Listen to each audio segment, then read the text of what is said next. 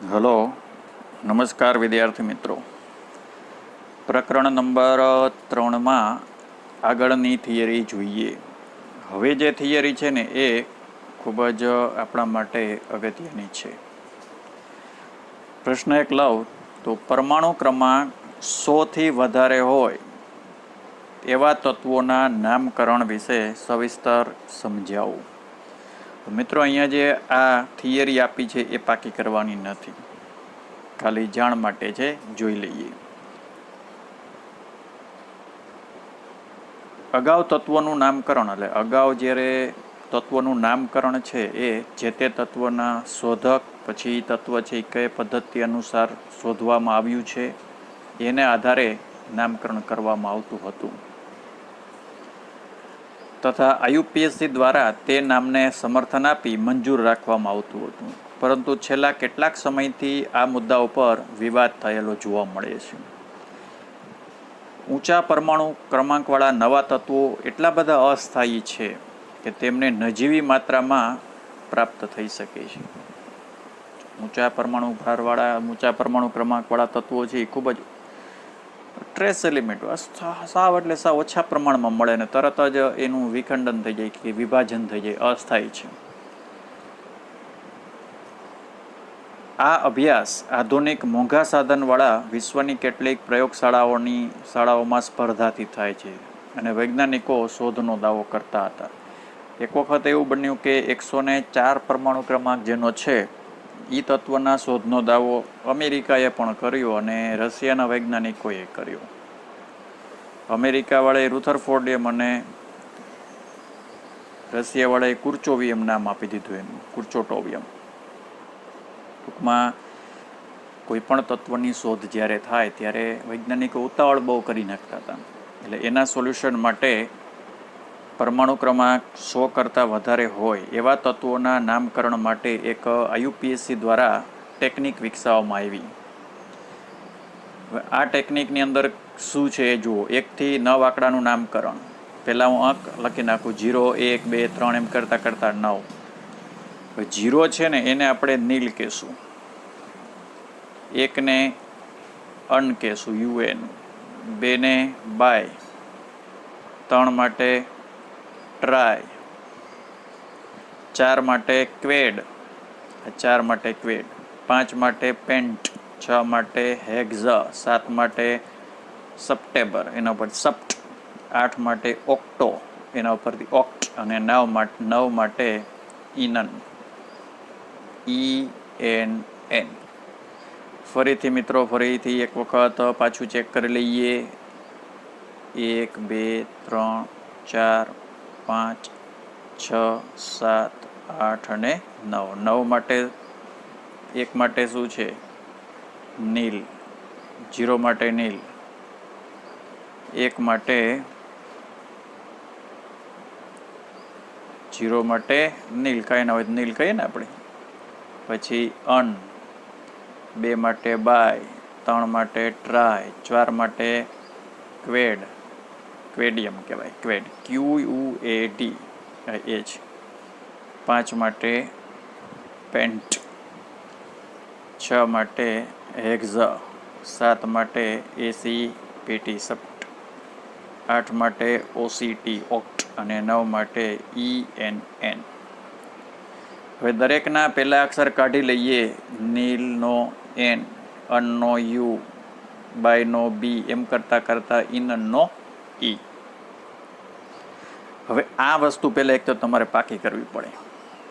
કેવી રીતે પાકું કરશો? ટેબલ ક્રમાંક મેં લખ્યા હતા એમ 0થી 9 સુધી લખી નાખો. 0 ને નીલ કહેવાય, 1 ને અન કહેવાય, 2 ને બાય કહેવાય, 3 ને ટ્રાય કહેવાય, 4 ને ક્વેડ કહેવાય, 5 ને પેન્ટ કહેવાય, 6 ને હેક્ઝ કહેવાય, 7 ને સપ્ટ કહેવાય, 8 ને ઓક્ટ કહેવાય અને 9 ને ઇનન કહેવાય. હવે કેવી રીતે નામકરણ લખવાનું છે ને એ વસ્તુ અહીંયા સમજી લઈએ આપણે. સપોઝ હું માની લઉં કે મારે પરમાણુ ક્રમાંક 101 વાળું એલિમેન્ટ્સ છે એનું નામ લખવું છે. તો પહેલો આંકડો 1 છે તો 1 માટે શું હતું નામ? અન. 0 માટે શું હતું? નીલ, આ નીલ, અનનીલ. જીરો માટે નીલ. પાછો એકડો આવ્યો તો એકડા માટે પાછું અહીં સમાતું નથી એટલે નીચે લખું છું અન. આમ લખી નાખવાનું અન નીલ અન નીલ અન. એ લખાઈ જાય ને પછી IUM લગાડવાનું છે એટલે EM લગાડવાનું. ગુજરાતીમાં શું કહું EM લગાડવાનું. હવે આ એનું નામ લખાઈ ગયું. જુઓ ટૂંકાક્ષરી કેમ લખશું? 101 છે ને, 101 માટે 1 માટે અનનો યુ, 0 નો નીલ, 1 નો પાછો યુ એટલે UNU. જો આ UNU સંજ્ઞા લખી છે.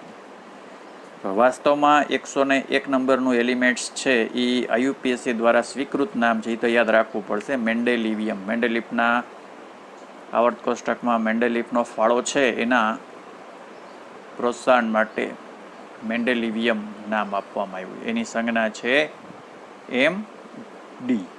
ક્લિયર? હવે 102 વાળું હું લખું. 102 પેલું 1 એટલે અન, પછી 0 નીલ, 2 નું શું કીધું તું બાય, EM લગાડવાનું. જો આઈ તો ઓલરેડી છે જ એટલે પાછો ડબલ આઈ ના થાય, ખાલી UM લગાડી દેશું.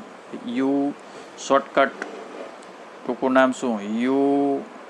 UNB. આ UNB. હવે 102 વાળું એલિમેન્ટ છે ને એ નોબેલિયમ છે, જેને આપણે NO તરીકે લેશું. એ જ રીતે દરેકના નામ આપવામાં આવ્યા છે. કદાચ એકાદી જગ્યાએ કંઈક સ્પેલિંગમાં અડાવડું હોય તો ચેક કરી લેજો. હવે 109 વાળું હું ડાયરેક્ટ સમજાવું. જો અન નીલ 9 નું શું હતું? ઇનન. હા, અને IUM મેટનેરિયમ નામ છે, મેટનેરિયમ MT.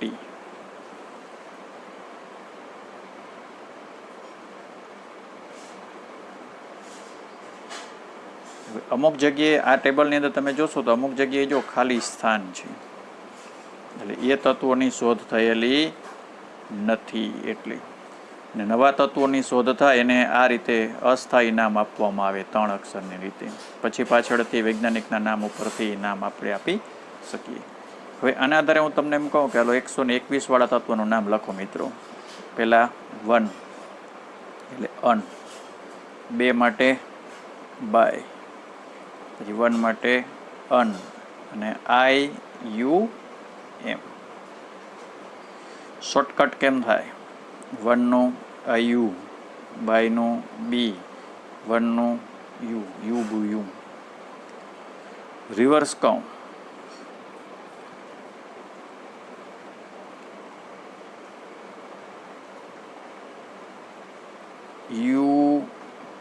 UOB.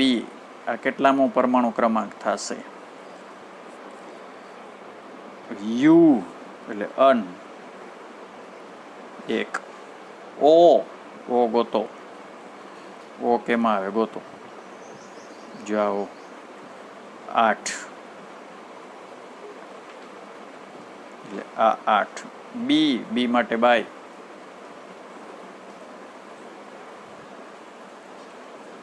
B. કેટલામાં એલિમેન્ટ્સ થાય? 182 વાળું થાય. એટલે આ રીતે પહેલાના પરમાણુ ક્રમાંક 100 વાળા એલિમેન્ટ્સ છે એના કરતાં વધારે તત્વોના નામ આપવામાં આવતા હતા. હવે સમજાઈ ગયું હશે. 120 પરમાણુ ક્રમાંક જેનો છે એનું નામ કેવી રીતે આપશું? 120 છે. જો હમણાં 100 પેલું 1 માટે શું થાય? અન, બાય માટે 2 અને 0 માટે NIL નીલ. પાછળ લગાડવાનું IUM. સંજ્ઞા 1 માટે U, પેલો લેટર કેપિટલ કરશો. 2 માટે બાય, નીલ માટે N. જો કોઈ પણ પરમાણુ ક્રમાંક કે તો તમને આવડી જવું જોઈએ. ક્લિયર? એના પછી 106 વાળાનું નામ લખો. હોમવર્ક આપીએ છીએ. એના પછીનો એક પ્રશ્ન લઉં.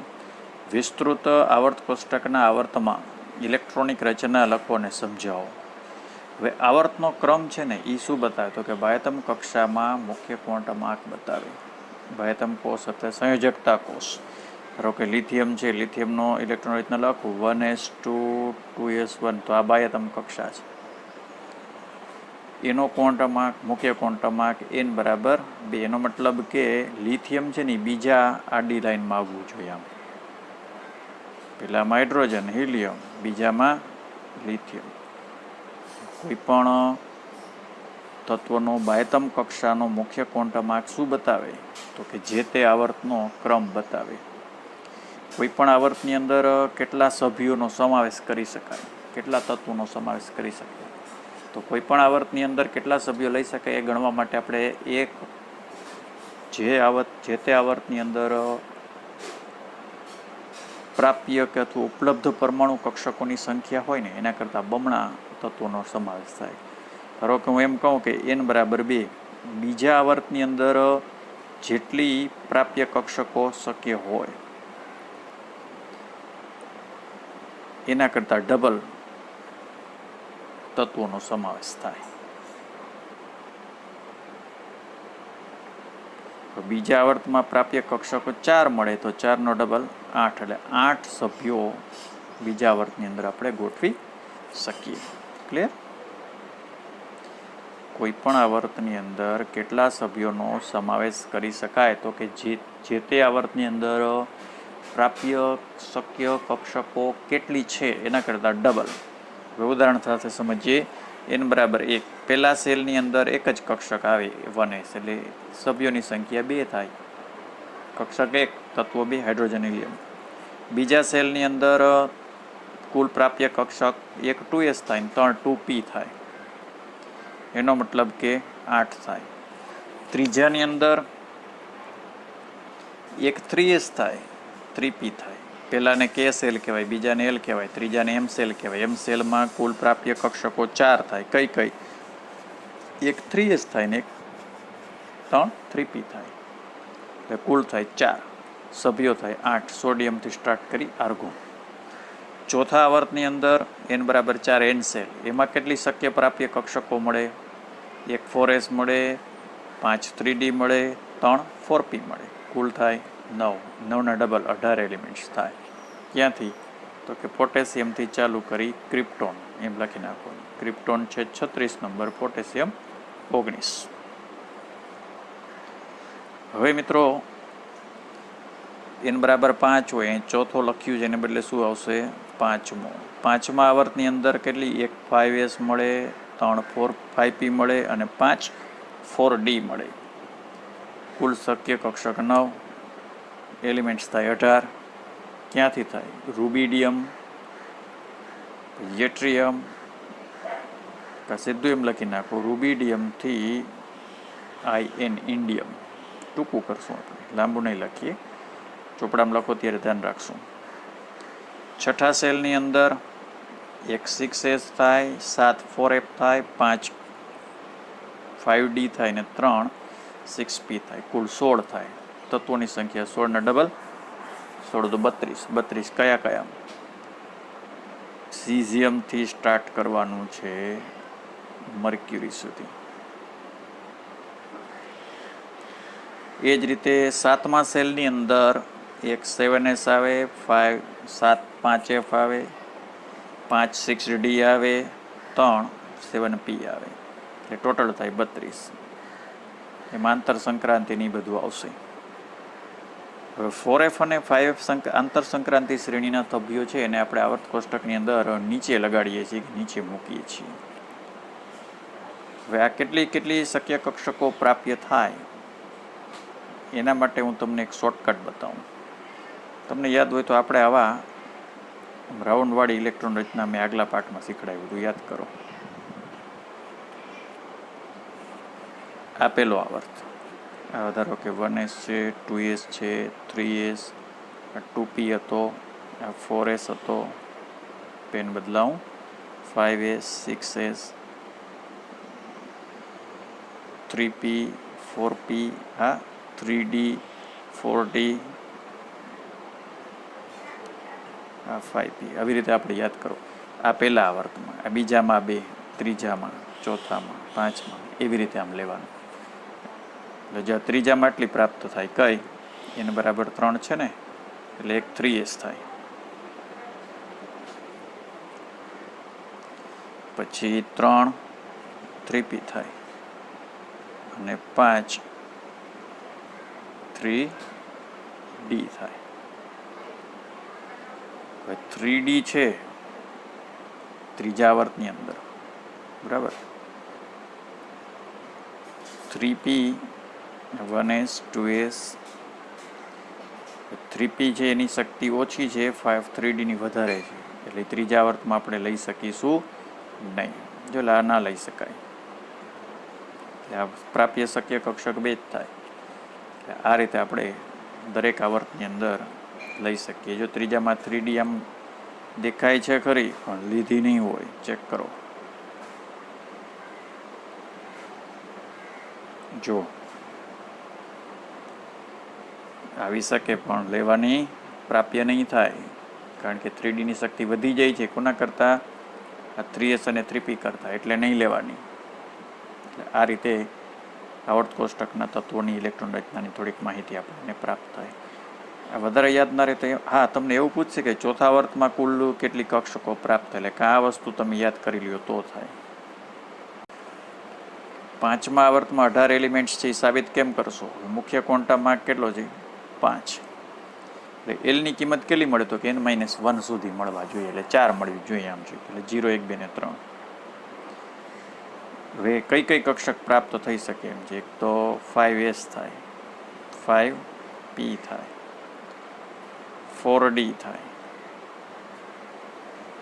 3f છે એ શક્ય બને, 3f છે શક્ય બને નહીં, એટલે એ ના લેવાય. લખ્યું છે શક્ય નથી. 4 વાળી શક્ય બને છે. શું કામ આવું થાય? શક્તિનો ક્રમ આપ્યો જો, 5s 4d 5p, એટલે આટલી મેઇન 3 કક્ષકો શક્ય બને. એટલે ટોટલ 5p ના 3, 4d ના 5 અને 5s ના 1, 5 ને 3 8 ને 1 9, 9 કુલ કક્ષક 9, 9 ના ડબલ 18 એલિમેન્ટ્સ થાય. આ રીતે સમજાવવાનું છે. એના પછી એને આધારે જ છઠ્ઠા આવર્તમાં 32 એલિમેન્ટ છે, એ કેમ સાબિત કરશું? n બરાબર 6, એટલે એલની સંખ્યા કેટલી મળી જોઈએ? 5 કિંમત આવે. 0 થી સ્ટાર્ટ કરી ટોટલ 5 કિંમત. 6s શક્ય છે, 6p શક્ય છે, 6d શક્ય છે અને 6f શક્ય છે. હવે અહીંયા g થાય 4 માટે, એ આપણે શક્ય બનતી નથી. એટલે પ્રાપ્ય કક્ષકો ટોટલ જો દરેકની આપેલી જ છે. શક્તિનો ક્રમ જુઓ ને એટલે ખબર પડી જાય. વચ્ચેની કક્ષક ધારો કે અહીંયા હું લઉં તો કઈ થાય ખબર? 6g થાય. હવે 6g છે આમાં આવે, એની વચ્ચે ના આવે, એટલે લેવાની નથી. એક પ્રશ્ન લઈએ. વિસ્તૃત આવર્ત કોષ્ટકના સમૂહ પ્રમાણે તત્વોની ઇલેક્ટ્રોન રચના. આવર્ત પ્રમાણે તો આપણે જોઈ ગયા છીએ. હવે સમૂહને આધારે તત્વોની ઇલેક્ટ્રોન રચના કેવી રીતે લખી શકાય? હવે એક જ સમૂહ આવે ને, એટલે ઊભું ખાનું લેવાનું છે. ઊભા ખાનાની અંદર સંયોજકતા કોષનો મુખ્ય ક્વોન્ટમાંક છે ને એ ક્રમશઃ વધતો જાય છે. હા, સંયોજકતા તો બાહ્યતમ કોષમાં ઇલેક્ટ્રોનની સંખ્યા સરખી હોય, પણ મુખ્ય ક્વોન્ટમાંક છે એ વધતો જાય છે. અહીંયા જો 2s1 છે, પછી 3s1 છે, 4s1 છે, વધતો જાય છે. ઇલેક્ટ્રોનની સંખ્યા બધામાં એક એક જ આવે. કોઈ પણ સમૂહના તત્વોના બાહ્યતમ કોષમાં ઇલેક્ટ્રોનની સંખ્યા સરખી હોય, પણ સંયોજકતા કોષનો મુખ્ય ક્વોન્ટમાંક ક્રમશઃ ઉપરથી નીચેની દિશામાં આવીએ એટલે વધતો જાય છે. સમૂહ 1ના તત્વોની બાહ્યતમ કક્ષામાં સમૂહ 1 છે ને, એટલે બાહ્યતમ કોષની ઇલેક્ટ્રોન રચના ns1 હશે. n જે મુખ્ય ક્વોન્ટમાંક છે. લિથિયમ માટે 2s1 આવે, સોડિયમ માટે 3s1 આવે, એ જ રીતે સીઝિયમ માટે 6s1 અને ફ્રાન્સિયમ માટે 7s1 આવે. એટલે જનરલ ફોર્મમાં ns1. બીજા આવર્ત માટે ns2 લખી શકાય. ત્રીજા માટે NH2 NP, એટલે ત્રીજો એટલે 13મો થાય. આમ તો એ 13મો ગણવાનો છે.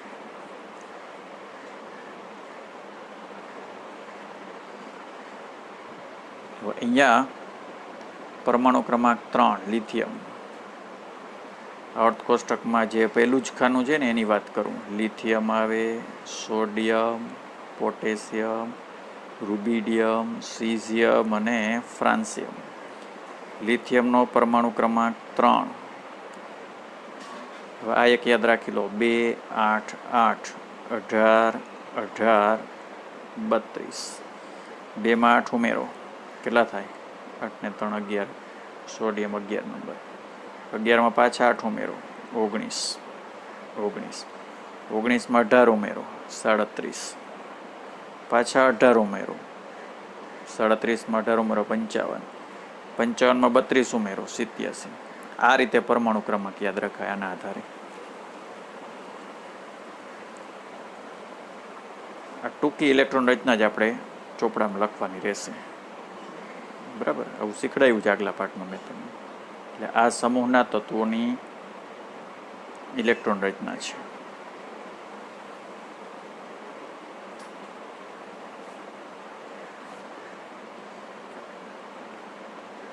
બે ત્રણ વાર વિડિયા જોવા. આવર્ત અને સમૂહની દ્રષ્ટિએ પરમાણુ ક્રમાંક 114 વાળું તત્વ આવર્ત કોષ્ટકમાં ક્યાં જોવા મળશે? Z બરાબર 114. આવા પ્રશ્નો છે ને એ અગત્યના છે. નીટ માટે, JEE માટે, ગુજસેટ માટે. કેટલા છે? Z 114. કયા આવર્તની અંદર આવે એ આપણે ફાઇન્ડ આઉટ કરવું છે. 7મા આવર્તની અંદર ક્યાંથી ચાલુ થાય? 86 થી 118. આ 7મો આવર્ત છે.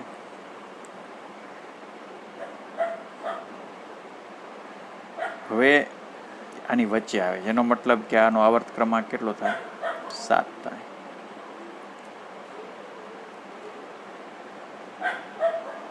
તો ઓલું આપણે 2, 8, 8 વાળું છે ને એમ ગણો તોય ખબર પડી જાય. હવે કયા સમૂહમાં આવશે? 114 છે. Z બરાબર 114 વાળો સમૂહ છે કેટલામો? 14મો થાય. 118 વાળાનો 18, 17 વાળાનો 117 વાળાનો 17, 114 વાળાનો સમૂહ 14 થાય. એટલે કે 7મો આવર્ત અને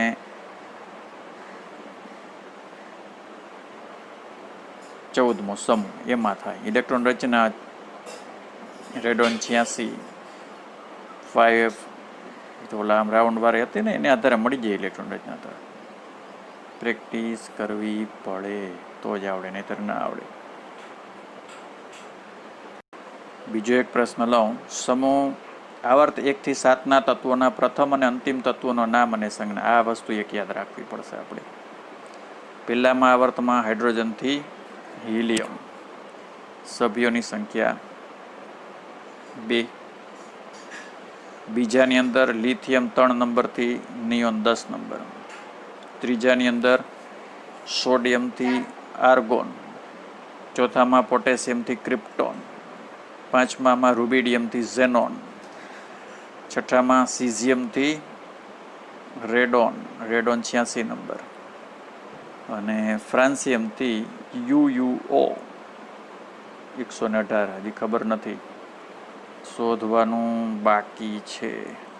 એટલે એના પછીનો એક પ્રશ્ન લઈએ. આવર્ત કોષ્ટકમાં કેટલા અને કયા વિભાગો છે અને તે કઈ કઈ બાબત ઉપર આધાર રાખે? મિત્રો, આવર્ત કોષ્ટકના અંદર ટોટલ આપણે 4 પાર્ટ્સ પાડવામાં આવ્યા છે, S, P, D અને F. હવે કોઈ પણ તત્વ છે એ કયા વિભાગમાં આવતું હશે એનો આધાર, તો એમાં જે છેલ્લો ઇલેક્ટ્રોન જે કક્ષકમાં દાખલ થાય કે ભરાય ને એને આધારે એ કયા વિભાગમાં આવશે એ નક્કી કરી શકાય. જસ્ટ એક ઉદાહરણ તમને હું બતાવું. દાખલા તરીકે લિથિયમ છે 3 નંબર. લિથિયમની ઇલેક્ટ્રોન રચના 1s2 2s1. તો આ 2s1 છે ને એ બાહ્યતમ કક્ષા છે. હવે બાહ્યતમ કક્ષાની અંદર કેટલા ઇલેક્ટ્રોન? 1 ઇલેક્ટ્રોન છે. મુખ્ય ક્વોન્ટમમાં કેટલો છે? n બરાબર 2. એનો મતલબ કે એ બીજા સમૂહમાં આવતું હોવું જોઈએ અને બીજા આવર્તમાં આવવું જોઈએ. એટલે આડી હરોળ આમ હોય, એ બીજી, આ પહેલી આડી હરોળ, આ બીજી આડી હરોળ, અને ઊભું ખાનામાં એક છે ને, એટલે ઊભા ખાનામાં પહેલું, એટલે અહીંયા લિથિયમ આવવું જોઈએ. હવે જે અહીંયા આવર્ત કોષ્ટક આપ્યું છે એ તમને બતાવું. જો લિથિયમનું સ્થાન,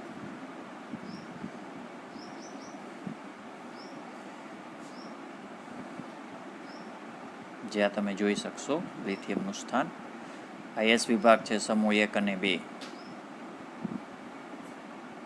પછી આ પી વિભાગ છે, જો સમૂહ 13 થી 18, આ પી વિભાગ છે. એસ અને પીની વચ્ચે જે આવે છે એ ડી વિભાગ છે, આ ડી વિભાગ છે. 3 થી સ્ટાર્ટ કરી 12 સુધી. એફ વિભાગ છે એ અહીં નીચે આવશે. સાવ ટૂંકમાં તમને વાત કરું તો આ ધારો કે આખું આવર્ત કોષ્ટક છે મારી પાસે. એમાં પહેલા 2 ખાના છે ને એ એસ, એમાં 1 અને 2. અહીંયા 13 થી સ્ટાર્ટ કરી 18, મેં જો ગણ્યા નથી અટકરે હું લખું છું. આ જે છે ને એ પી વિભાગ. વચ્ચે જે આવે ને કોણ આવે 3 થી 12 સુધી, એ ડી વિભાગ. અને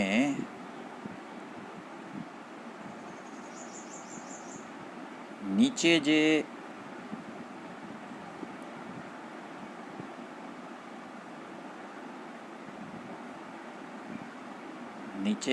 અહીંયા 2 લાઇનિંગ આવશે, તમે જુઓ.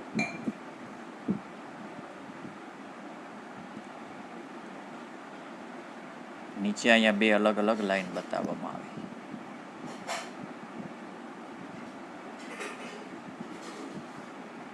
અહીંયા જે હોય ને એ આની વાત કરું છું. નીચે આવે ને એફ વિભાગ. આવી રીતે આવર્ત કોષ્ટક થાય. આવર્ત કોષ્ટકમાં હાઇડ્રોજન અને હિલિયમનું સ્થાન છે એ સમજાવો. તો એ મિત્રો આવર્ત કોષ્ટકમાં 2 અપવાદ છે, એક હાઇડ્રોજન અને એક હિલિયમ. હાઇડ્રોજન છે ને એની બાહ્યતમ કોષની ઇલેક્ટ્રોન રચનાઓ લખો. હાઇડ્રોજનનો એટોમિક નંબર 1, બાહ્યતમ કોષની ઇલેક્ટ્રોન રચના 1. 1s1 ઇલેક્ટ્રોન રચના કોને મળતી આવે? તો કે સમૂહ 1 ને મળતી આવે. સમૂહ 1 ને આપણે આલ્કલી મેટલ કહેશું. સમૂહ 1 એટલે આલ્કલી, લિથિયમ, સોડિયમ, પોટેશિયમ એ બધા. સમૂહ 2 એ આલ્કલાઇન, અર્થ ધાતુ. એનો મતલબ કે હાઇડ્રોજનના ગુણધર્મો છે એસ વિભાગ જેવા છે, આલ્કલી ધાતુ જેવા છે. ઊંધું બીજી રીતે એમ વિચારો કે 1s કક્ષક છે એ એસ કક્ષકમાં 2 ઇલેક્ટ્રોન સમાય છે, 1 છે. ધારો કે 2 ઇલેક્ટ્રોન મેળવીને નિષ્ક્રિય વાયુ જેવી, એટલે કે હિલિયમ જેવી ઇલેક્ટ્રોન રચના પ્રાપ્ત કરી નાખે તો એને આપણે સમૂહ 18માં મૂકવું જોઈએ. સરળતાથી જો 1 ઇલેક્ટ્રોન એ મેળવી શકે એમ હોય, 1 ઇલેક્ટ્રોન મેળવે તો H- બનાવે. તો H- એટલે એ કોના જેવી ઇલેક્ટ્રોન રચના થાય? ફ્લોરિન, ક્લોરિન, બ્રોમિન એના જેવી. એટલે કે સમૂહ 17, જેને આપણે હેલોજન સમૂહ કહીશું.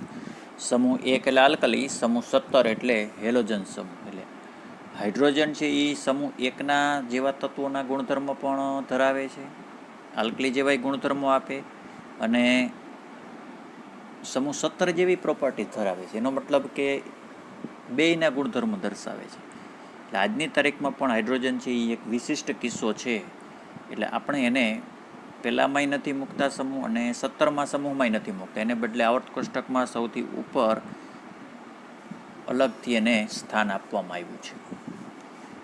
હવે એ જ વસ્તુ હિલિયમ માટે જોઈએ. હિલિયમની ઇલેક્ટ્રોન રચના કેવી છે? 1s2, એટલે હોવું જોઈએ ક્યાં? એસ વિભાગમાં હોવું જોઈએ. એસ કક્ષકમાં ઇલેક્ટ્રોન દાખલ થાય ને લેસમાં હોવું જોઈએ, પણ આપણે રાખ્યું છે એને પી વિભાગમાં, સમૂહ 18ની અંદર છેલ્લે આવે હિલિયમ. તો જો તમારે ટેબલ આગલા પ્રશ્નમાં કે ચોપડી સામે રાખો, એમાં આવર્ત કોષ્ટક તમે જોશો તો ખબર પડી જાય હિલિયમ છે ને એ છેલ્લા નંબરમાં આવે. આમ જે ટેબલ છે ને એમાં સાવ છેલ્લે હિલિયમ આવે, ખાનું પહેલું જ. એમ થવાનું કારણ શું? તો કે હિલિયમ છે એની બાયતમ કોષની જે ઇલેક્ટ્રોન રચના તમે જુઓ તો ભાઈ 1s2 છે.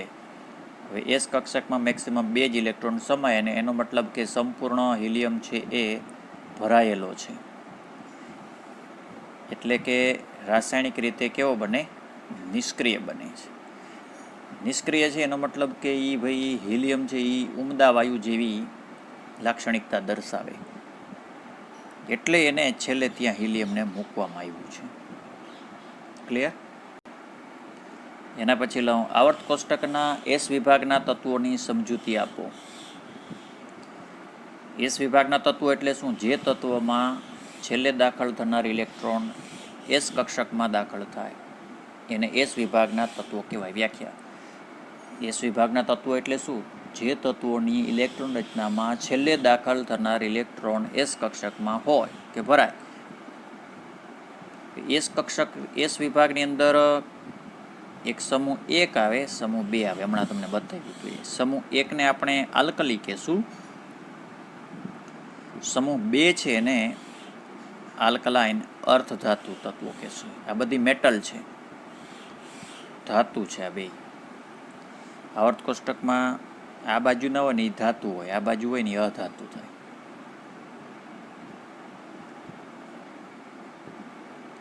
લાક્ષણિકતા શું? તેમની આયનીકરણ એન્થાલ્પીની કિંમત કેવી હોય? ઓછી હોય, ડેલ્ટા IH. આયનીકરણ એન્થાલ્પી એટલે કે ઇલેક્ટ્રોનને દૂર કરવા માટે જરૂરી શક્તિ. બાયતમ કોષમાં એક જ ઇલેક્ટ્રોન છે, એટલે એક ઇલેક્ટ્રોન સરળતાથી દૂર કરી શકે, એનો મતલબ કે આયનીકરણ એન્થાલ્પીની કિંમત ઓછી હોય. એક ઇલેક્ટ્રોન ગુમાવે છે એટલે એ +1 આયનવાળા સંયોજનો ઇઝીલી બનાવી શકે. આપણે ખબર જ છે, લિથિયમ Na+1, લિથિયમ +1, Na+1, આવા મેં તમને જો લખાવ્યા હતા. શું કામ +1 આવે એનું કારણ અહીંયા આ છે. સમૂહ 2 હોય તો સમૂહ 2 માટે NH2 ઇલેક્ટ્રોન રચના છે, એટલે 2 ઇલેક્ટ્રોન ગુમાવી +2 આયનવાળા સંયોજનો આપી શકે. એસ વિભાગના તત્વોમાં ઉપરથી નીચેની દિશામાં આવો તો મેટાલિક પ્રોપર્ટી છે એ વધતી જાય છે. ધાતુ ગુણ કેવો થાય? વધે છે. પ્રતિક્રિયાત્મકતામાં વધારો થાય, રાસાયણિક રીતે સક્રિયતા પણ વધે છે. આ તત્વોની વધુ પ્રતિક્રિયાત્મકતાઓને કારણે શુદ્ધ સ્વરૂપે મળતા નથી. એકદમ સેન્સિટિવ છે, તરત જ બીજા સાથે રિએક્શન કરી નાખે, એટલે કુદરતમાં શુદ્ધ સ્વરૂપે મળી શકે નહીં. લિથિયમ અને બેરિલિયમ સિવાયના એસ વિભાગના તત્વોના મુખ્યત્વે કેવા બનાવે છે? આયોનિક સંયોજન આપે. લિથિયમ અને બેરિલિયમ સિવાયના જે એસ વિભાગના તત્વો છે ને એ મુખ્યત્વે આયોનિક છે. આ સહસંયોજક પ્રોપર્ટી બતાવે. ફરીથી એસ વિભાગના તત્વોની ચર્ચા કરો. એસ વિભાગના તત્વોની વ્યાખ્યા આપો. જે તત્વમાં છેલ્લે દાખલ થનાર ઇલેક્ટ્રોન એસ કક્ષકમાં હોય તેને એસ વિભાગના તત્વો કહેવાય. એસ વિભાગમાં સમૂહ 1 આવે, સમૂહ 2 આવે. સમૂહ 1 ને આલ્કલી ધાતુ કહેવાય, સમૂહ 2 ને આલ્કલાઇન અર્ધ ધાતુ કહેવાય. સમૂહ 1 ના તત્વોની સામાન્ય ઇલેક્ટ્રોન રચના NH1 છે, 2 ની NH2 છે. લાક્ષણિકતા શું? આનું ડેલ્ટા IH ની કિંમત જનરલી કેવી હોય? ઓછી હોય. +1 સંયોજકતાવાળા સંયોજનો બનાવે, +2 વાળા સંયોજનો ઇઝીલી બનાવે. ઉપરથી નીચેની દિશામાં આવો તો મેટાલિક પ્રોપર્ટી કેવો થાય? વધે. રાસાયણિક રીતે પ્રતિક્રિયાત્મકતા પણ વધારો થાય. લિથિયમ અને બેરિલિયમ છે એના સિવાયના બાકીના સંયોજનો છે એ સ્વભાવમાં આયોનિક છે. આ કેવા છે? સહસંયોજક પ્રોપર્ટી. બીજો એક પ્રશ્ન આપીએ છીએ ઘરેથી. પરમાણુ ક્રમાંક 117 વાળું છે. જો 117 આવ્યું ને એટલે એ સમૂહ 17માં આવવું જોઈએ. 120 આવ્યું છે. 118 પછી 2 આવ્યા ને 120, એટલે એનો મતલબ કે આ બીજા સમૂહમાં આવવું જોઈએ. આવર્ત ક્રમાંક કેટલો થવો જોઈએ? તો કે 8. 118 સુધી 7, એના પછી આવી બધા 8. 117 છે એટલે આવર્ત ક્રમાંક 86 થી 118 ની વચ્ચે આવે. એ બધા સાતમા. એટલે આ સાતમો આવર્ત ઝેડ બરાબર 117 વાળું થોડીક હિંટ આપું છું. કેટલામો આવર્ત અને સમૂહ. સાતમો આવર્ત છે, સમૂહ 17 છે, આ 117 વાળું. બીજું એક છે 120 વાળું. 120 વાળું છે એ સમૂહ 2માં આવશે અને 8ની અંદર આવશે. એના પછી એક પ્રશ્ન લઉં. આવર્ત કોષ્ટકના ત્રીજો આવર્ત બાહ્યતમ કક્ષા 3 અને સમૂહ 17 તત્વોનો પરમાણુ ક્રમાંક કેટલો હશે? MCQ વાળો પ્રશ્ન છે. સમૂહ 3 છે એનો મતલબ કે 3s2 ચાલુ થાય અને મેક્સિમમ ક્યાં સુધી આવે? 3s2 3p6 થાય. 6 ને 2 8 થઈ ગયા. આ સમૂહ 18માં આવે 3p6 વાળો. 3p5 વાળો સમૂહ 17માં આવે. એનાથી એક ઓછો ગણો ને. એટલે એની ઇલેક્ટ્રોન રચના 3s2 3p5 છે. તો 3sની આગળ કોણ આવે? તો કે નિયોન. નિયોનના કેટલા થાય? 10. 10 ને 2 12, 12 ને 5 17. 17 નંબર કોણ છે? ક્લોરિન છે. એટલે આ ક્લોરિનની વાત કરે છે. આમ જવાબ ગોતવાનો છે. કેવી રીતે મેં ગોતો? ત્રીજો આવર્ત છે, આવર્ત 3 છે, સમૂહ 17 છે, એનો મતલબ કે મુખ્ય ક્વોન્ટમ 3 છે, એટલે 3s2 તો ચાલુ થાય. સમૂહ 17 છે, 3p6 છેલ્લે હોવું જોઈએ. 17 છે એટલે એક ઓછું કરો, 3p5 થાય. 3s ની આગળ કોણ આવે? તો કે નિયોન આવે. નિયોનના કેટલા ઇલેક્ટ્રોન? 10. 10 આના, 2 આ. 10 ને 2 12, 12 ને 5 આ 17. 17 એટલે કોણ છે 17 નંબર? તો કે ક્લોરિન.